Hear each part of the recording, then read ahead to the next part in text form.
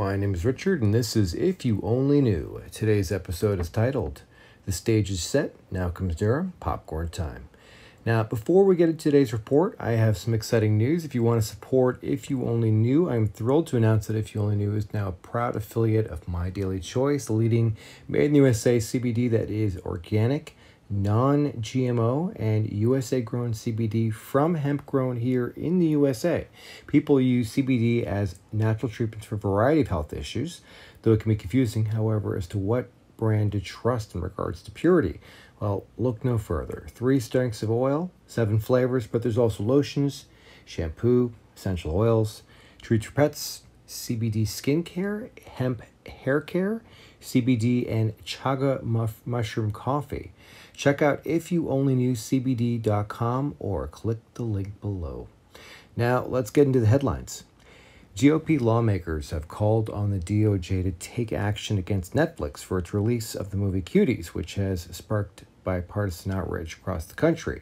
Tulsi Gabbard also joined in condemning Netflix, along with Ted Cruz, who sent this letter to AG William Barr to recommend an investigation be made into whether Cuties violates U.S. laws. Patriot Lila Rose identified that Title 18, Section 2256 was violated. The Fifth Circuit created a DOS test in a 6-factor test to determine if images are considered child porn. Number 1, whether the focal point of the visual depiction is on the child's genitalia or pubic area. Number 2, whether the setting of the depiction is sexually suggestive, that is, in a place or pose associated with sexual activity. Number 3, whether the child is depicted in an unnatural pose or in inappropriate attire, considering the age of the child. Whether the child is fully or partially nude. Number 5, whether the visual depiction suggests sexual coyness or a willingness to engage in sexual activity. Or number 6, whether the depiction is designed to elicit a sexual response in the viewer. Well, the Netflix film blatantly zooms in on sexual parts of the little girls as they dance suggestively, partially clothed for adult audiences as explicit sexual exploration. It fails the DOS test. Now, this is serious, and this is not the first incident reported. There are other films Netflix made that are questionable as well. In this Spectator article, it reads that in the making of this movie, the filmmakers spent 6 months in the casting process viewing 650 young girls doing provocative dance moves. I personally could not bring myself to see this nor even watch a full clip that went past my Twitter feed earlier. I canceled my Netflix already a while back, but since this happened, the cancel Netflix hashtag did trend, and over 600,000 signed a change.org petition pledging to cancel. Based on a $12.99 per month membership, $93 million is the target amount that Netflix could lose. The controversy also resulted in a $9 billion loss in the stock market value. Now, Netflix is a large company with a very high valuation, so we're going to see how this story plays out next week, and we'll hear back from AG Barr, and the price may drop eventually more significantly. You would think that Netflix would be concerned with the cancel culture movement claiming so many casualties, but they didn't exactly respond well to customers requesting an explanation as to why this film was still being played on Netflix. They may very well be large enough to weather a storm of this controversy, but it does certainly reinforce that pedos do control the upper echelons of Hollywood. They defunded the film as part of the cultural freedoms and in no way suggested that they would remove the film at any given time. IMDb's review warns potential viewers about the content, but mainstream media initially tried not only to defend the film, but to even give it praise. Earlier, the MSM published headlines that this was just yet another target of the Save the Children conspiracies and right-wing campaigns. Fortunately, the story became so viral that they even had to have the New York Times cover the story and finally acknowledge that it isn't even real. Otherwise, it was very much looking like they were going to just try to ignore all the attention altogether. In this Forbes article that came out just 2 days ago, titled Netflix's Biggest Mistake, guess what topic you won't read about in this article? Yeah. Fortunately, fewer and fewer trust the media and in what they choose to promote. Here's a poll from Bongino suggesting that everyone is more than ever aware of the bias from the media, which the president's been saying since day one, as well as Bill Barr, who was quoted in saying something to this effect very recently. People have definitely woken up, and more than ever, and they don't trust also the so-called fact checkers. But we're going to come back to the overall views of the people. Regardless of opinion and the projections from the MSM, Netflix has made their position clear, and we just have to wait and see what happens from the fallout. Now, some might say, so what? But if you're looking at the movie industry, Netflix is a giant, and this could be potentially the first giant to fall as a result of pedo investigations. I do actually hope to cover more, by the way, on Hollywood as we approach the election. I want to try to aim to do 2 episodes per week and maybe do one that focuses on specific topics like Hollywood, which I may do very soon. So be on the lookout for a Hollywood devoted episode where I go into symbolism like the new HBO series Raised by Wolves, which is loaded with symbolism and propaganda. On one last note regarding Netflix, our favorite Anon pointed out that not so long ago, Susan Rice was on the board of directors. Many thought that this was Obama, but it was actually an official from the Obama administration, Susan Rice, who just sold her stock for $300K when she learned that she was in the running as a VP pick. The Babylon Bee also satired the whole event by posting a story that Netflix will just dump septic waste into your living room. Now, while we're on the topic of children, a lot has happened recently. We see that Kevin Spacey is once again being accused. We'll have to wait and see what happens with his accusers. So far, they've all suddenly died after publicly accusing Spacey of abuse. Now, if Spacey is convicted, this could be yet another brick in the wall that makes up Hollywood. They may be taking a fall soon. There are some strange coincidences taking place. We saw a lot of resignations. The Kardashian family just recently called it quits after a remarkably long run, and we'll have to see what happens next with Spacey. But it would seem that the topic of the children is coming up more and more. We have been hearing more and more about operations, and I think we're going to continue to hear about more. Another one that was announced this past week was Operation Safety Net. There's also been a discovery made that connects trafficking to foster homes. For the Northern Ohio Operation Safety Net, 25 of the 31 children recovered were in the DCFS program in either group homes or foster care. Additionally, 7 children have been confirmed victims of sex trafficking. For Operations Not Forgotten in Georgia, 28 of the 29 recovered worked in the care of the DFACS. 15 were victims of sex trafficking. For Operation Homecoming in Indianapolis, of the 8 children recovered, 2 were in foster homes or group homes. 5 were runaways with risk factors. 1 was a non-custodial kidnapping. The bulk of the cases still being worked are foster group home situations. Now, I'm glad that more is being released. We all are. Many of us have known about these operations since the enhanced narcotics operations confirmed by several of the president's speeches that also included the rescuing of women and children who were prisoners to narcotics and human traffickers. Though we never did see much from this. It's been kept quiet as a military option would be, as we know, just like we're seeing with the Durham report, no leaks. And this is for a good reason. It wasn't the right time. Now with Maxwell, Netflix, operation after operation, the public is being prepared to hear more. And I think we can definitely expect to hear more coming closer to the election. Also, there was a lot of research that I wanted to share regarding this subject. Now, in general, these shows I do are considerably longer and I edit them down. However, some information that I come across is too sensitive and I intentionally edited it out. We saw BLM doxing boat owners and police officers, and we know there's reason to be cautious.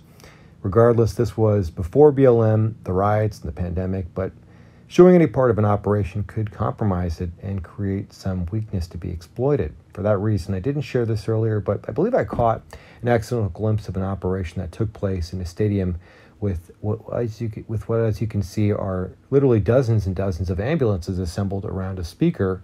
The footage was taken on April 10th by a traffic cam on a helicopter, which may have been inadvertently recording the operation, thinking that it was meant for the public when it was not. Think about this. If you're rescuing children and women from traffickers, a fleet of ambulances is exactly how you can move discreetly while the presence of the Navy ship Comfort acted as a decoy. Again, I only share this now as investigations are becoming more public. The next most important story was this third major peace deal that the president has brokered and as a result was nominated for a Nobel Peace Prize a second time. The president made a breakthrough deal between Israel and the Kingdom of Iran. Overall, the past few weeks has shown America what a president can do. We are no longer handing money to Iran. The embassies in Jerusalem, ISIS is defeated. The hostages return home. The USMCA started on July 1st. The Israel-UAE agreement, the Serbo-Kosovo agreement, and now this Israel-Bahrain agreement. However, immediately after the president was nominated, the Atlantic, a Dem mouthpiece, called to end the award. But we know the president doesn't even care about awards, and he was actually quoted as saying that peace is the prize. But let's remember where this is coming from. The Atlantic, who recently ran a failed smear attempt. Here's also Pelosi warning that the peace deal is all a distraction.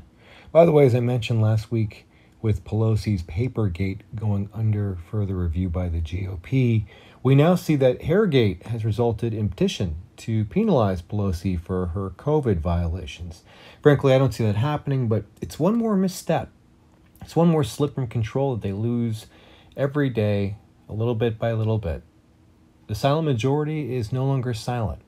And if you support the president, you're more than likely to be awake and aware of what's really going on. And this obviously frightens the deep state because they know once you're awake, there's no way to get you back. All they can do is try to keep you in a spell of distraction, flooding the news cycle and pushing propaganda if you're still asleep. Each week, we're seeing massive boat parades. We're seeing bikers for Trump, trucks for Trump, Jeeps for Trump. And it just keeps going. How many times in history have you even heard people chant, "We love you" to a president? Now, on the other hand, I came across this help wanted ad on Craigslist to pay people to show up at a Biden rally, which is no longer up, but I was able to get at least this part to show you here. Next, I want to talk about the wildfires that have spread all over and done incalculable damage to the lives of Americans. Gavin Newsom, Barack Obama, and Nancy Pelosi all commented at first on how the fires were to be blamed by climate change. A heat dome over the entire west coast of the United States when you have temperatures, record-breaking temperatures, record droughts, then you've got something else at play. And that's exactly what the scientists have been predicting for half a century. It is here now. California, folks, is America fast forward. Initially, the FBI had issued a statement to dispel any potential conspiracy theories linking the arsonist to fire. However, several people are now arrested on arson charges after citizens reported, "See something? Say something." Mr. 17, if you know what I mean, gave us some instances of individuals caught trying to set fires, as you can see in these various posts. Here's a group being arrested who were supposedly in possession of Molotov cocktails like the ones you see here. Now, many have noticed how BLM set many businesses and buildings on fire. It would seem consistent with the activities we've seen in riots so far, but when anyone attempts to connect the dots and connect the arson from BLM to the wildfires, it's considered conspiracy theory. In the meantime, BLM continues to do their thing. Here they are in Brooklyn. If we don't get no justice now, we're gonna shut it all down. We're gonna shut it all down. Here's also a recent poll from Chicago showing that the majority in Portland no longer believe that these are mostly peaceful protests. Narrative fell apart a while ago, but the deep state cannot really stop, and they have to move forward with their plan no matter what. They're locked into this, and it's their only chance. However, far less of the public support this movement. Many have actually done the research and seen this movement only trends within election years. Many stopped listening to the racist rhetoric that Trump is a racist and insults anyone that doesn't agree with their views. It's backfired on itself and exposed itself over and over again. We just saw a top aide for a House Speaker be arrested as a rioter. We know Harris had funds set up to support the bail and help rioters. The entire operation altogether has backfired. It's backfired to the point where Biden is having to change his positions on the riots. But just as of today, a document has passed around OAN by some journalists, and it's a memo from the FBI suggesting that Floyd was an informant Now, I imagine the MSN will censor this and not cover this whatsoever, but at least you've heard it and seen it here that George Floyd apparently was an FBI informant. Now, also regarding BLM, the donations to Act Blue is once again come against scrutiny, with 4.7 million of the 9.7 million donors unemployed. More on this later, but we now come know that the deep state may have been using the Signal platform as the choice means for encrypted communications, as well as for their deep state allies like Jack from Twitter or Edward Snowden. By the way, I do think that Snowden will come to light, as Jordan Sather is suggesting here in this post. Now, we know that the NSA, or No Such Agency, sees all and that they've watched every step of the way. The Patriots knew the playbook, literally. The NSA sees it all, and that means they've read all their writers' communications. We probably won't hear the details of that for national security reasons, but we now have heard a similar development with the Mueller investigation. Undercover Huber posts, when did Mueller's team start accidentally wiping all the DOJ-issued phones? $100 says it was after the Inspector General told them about the explosive texts. Well, it would appear that when you enter the password in 10 times, it resets the phones to the original factory setting, which wipes out all data. Well, obviously no one enters the wrong password in 10 times unless it's on purpose, of course. Now, the total number of wiped phones so far is around 31. Now, while we're on Mueller, and since 9/11 just passed, did you know that Robert Mueller signed the authorization to the bin Laden family to fly them from the USA on 9/11? What other connections may there be? And there's this article by Paul Sperry on the role of their cover-up within the cover-up on 9/11. However, until the president is reelected, I do not believe we'll ever know the full truth about 9/11.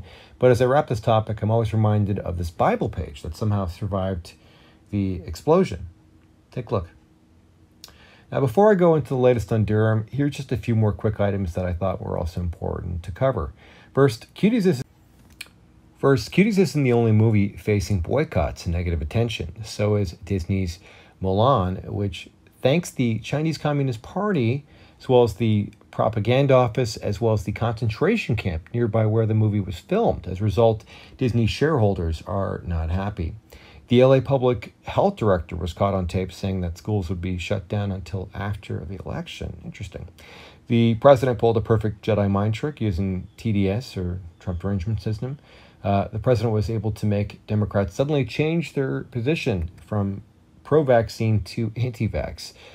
Scientists can't figure out the puzzling lack of coronavirus in Africa, despite the abundance of HCQ and similar medicines.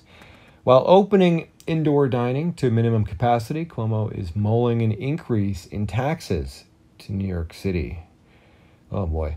After a result, vacancies have surged to about 15,000, whereas typically this time of year it's around 67,000 with a normal average. So people are really fed up and leaving New York every day.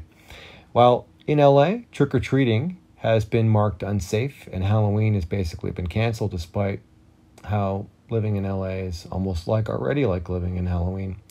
1,000 Georgia residents were caught voting twice and may pay $1,000 fines each for this violation. The deep state MSM Washington Post warns of election month and not election night, as we expect all kinds of attempts to win the election at all costs, whether it's by mail delays, like you see here, a bag was found abandoned, or by force. By the way, why did anyone use this argument a while back on mail-in voting? Would Democrats allow you to purchase a gun by mail? Now, let's talk about Durham and the latest on what we can expect and when. First, the president has been hinting about this for some time, and I think Comey is a disgrace to our country. I think Strzok, who just wrote a book, which is a total fake, is a disgrace. I think Lisa Page, his lover, is a disgrace to our country. I think that when you look at McCabe, where his wife got $700,000 in campaign contributions from Hillary Clinton, right? And then Hillary Clinton's under investigation, and yet she paid the head of the FBI, one of the top people, but actually the head, because he took over for the other guy, who fortunately I fired. I made a good move when I fired. That was a smart move, because they were looking to take down this administration, duly elected administration. So I fired him. That was a great move when I fired him, because maybe if I didn't, I wouldn't be here talking to you as president. But when McCabe's wife gets $700,000 in campaign contributions when she was running for whatever office she was running from Virginia, and yet he's in charge of the investigation of Hillary Clinton. Now he says, well, I wasn't really in charge. Of course he was in charge. He was totally in charge. He knew exactly what was going on. These people got caught in probably the biggest political scandal in the history of our country. They got caught. Now, what the Durham report is going to say, I can't tell you. But if they say half as much as I already know just from seeing it, you have people, I watch some of the shows. I watched Liz McDonald, she's fantastic. I watched Fox Business. I watched Lou Dobbs last night, Sean Hannity last night, Tucker last night, Laura. I watched Fox and Friends in the morning. You watch these shows, you don't have to go too far into the details. They cover things that it's really an amazing thing. They got caught in the biggest political scandal in the history of our country. They were spying on their opponent's campaign. Not only spying, they were making up fake dossiers. You have the dirty dossier. They were making up the dirty, it was all made up. It was all fiction. It turned out to be fiction. And then they were using that in the FISA courts, this revered court. Next, we have learned from Paul Sperry that Brennan had his own secret task force at Langley University that he used to investigate Trump even before the FBI task force took over this operation to spy on the president. Imagine that. First you have Spygate, but even before that, Brennan had already been spying. I think we're going to hear more about this as it develops, but we also have Peter Strzok coming out with a book that's slandering the president. However, we've seen also how ineffective books have been and how easily they've been debunked, just like the one with Colton. Strzok also stated that the mistakes in the FISA applications were due to overworking. Now, obviously this is panic. This is over the top panic, but then again, they are completely in the dark. I mean, there's been no leaks, just like your Devin Nunes says. I do think, and I continue to say this to you, it's actually a good thing that we're not seeing leaks like we saw with the Mueller witch hunt. I think that's a good thing. And I don't buy this story that, oh, this could be political and that somehow the election is going to deter Durham from coming with indictments. Because, look, nobody that's on the ballot, I believe, is going to be investigated or part of this. I mean, we know that Biden was at least knew about this, but he's not the one that ordered this to be done. I think you're exactly right. It was Obama officials, but we don't know which ones. And that's what Durham's trying to get to the bottom of. So I think there's plenty of time. This can still go out. And I would like to see, before we vote in 2020, just who was colluding with Russians, because it sure as hell wasn't Donald Trump. And wouldn't it be nice for the American people to know that it was actually the Democrats who were colluding with Russians? And that's really what we need Durham's report to come out and for once and for all, put an end to this Russian nonsense about the Trump campaign. In fact, there's really just been no leaks altogether, and because of that, all we've had are hints or clues, like the recent dialogue between Barr and a reporter where he clarified that there could be further charges. We also saw from our favorite Anon this week that there was a tweet from Kevin Corke. Remember when I said that wake me when there's indictments or arrests? Well, a DOJ source just told me to set my alarm clock. I said I'll believe it when I see it. John Basham also wrote, the next 13 days will become some of the most historic in the United States. Many people will be shocked and angry. Many politicians will cry foul, but the truth and the first steps towards justice are finally here. On the bottom, he wrote, Doc, I wouldn't go out on this limb if I wasn't given first-hand information from a source I completely trust. Oh, we'll see. We haven't seen this source just yet. Mr. 17, if you know what I mean. Also posted 2 more posts that have Comey and Brennan names listed multiple times as to possibly imply a long list of charges, and they may be the first to be indicted. Folks, nothing can stop what's coming. Payne is here. Durham is here. The stage is set. Out comes Durham. It's popcorn time. There he is. Income.